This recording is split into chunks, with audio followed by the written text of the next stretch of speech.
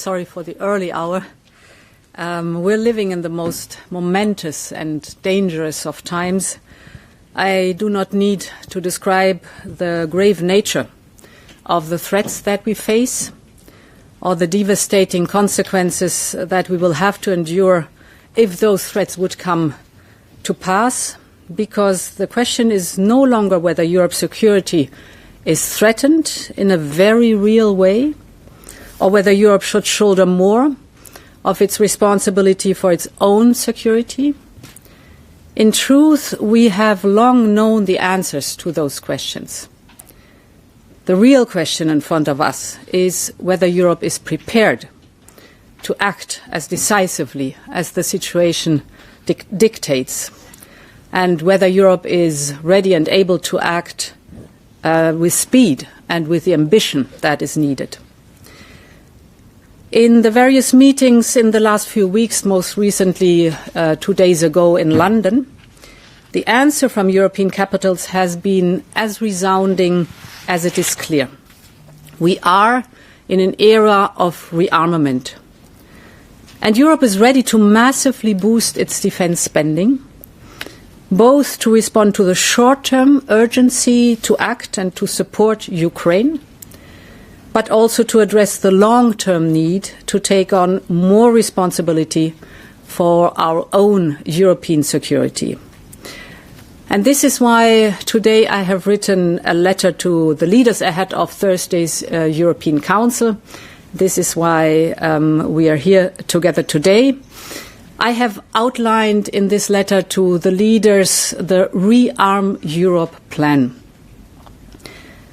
This set of proposals focuses on how to use all the financial levers at our disposal in order to help member states to quickly and significantly increase expenditures in defence capabilities, urgently now, but also over a longer period of time over this decade. Now, there are 5 points to this plan. The first part of this Rearm Europe plan is to unleash the use of public funding in defence on the national level. Member states are ready to invest more in their own security if they have the fiscal space, so we must enable them to do so. And this is why we will propose to activate the national escape clause of the Stability and Growth Pact. This will allow member states to significantly increase their defence expenditures without triggering the excessive deficit procedure.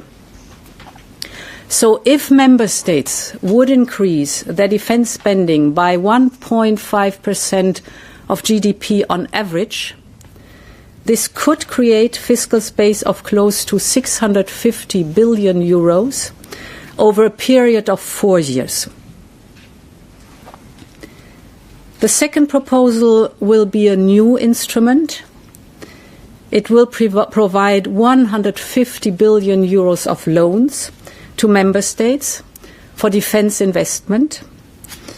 This is about basically spending better and spending together.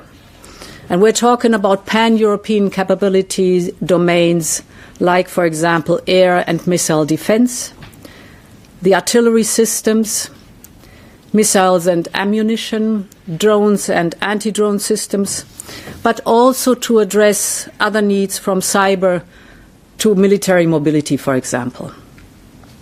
This will help member states to pool demand and to buy together. And of course, with this equipment, member states can massively step up their support to Ukraine. So immediate military equipment for Ukraine. This approach of joint procurement will also reduce costs. It will reduce fragmentation, but it will increase interoperability and, of course, strengthen our defence industrial base. And it can be to the benefit of Ukraine, as I've just described. So this is Europe's moment, and we must live up to it.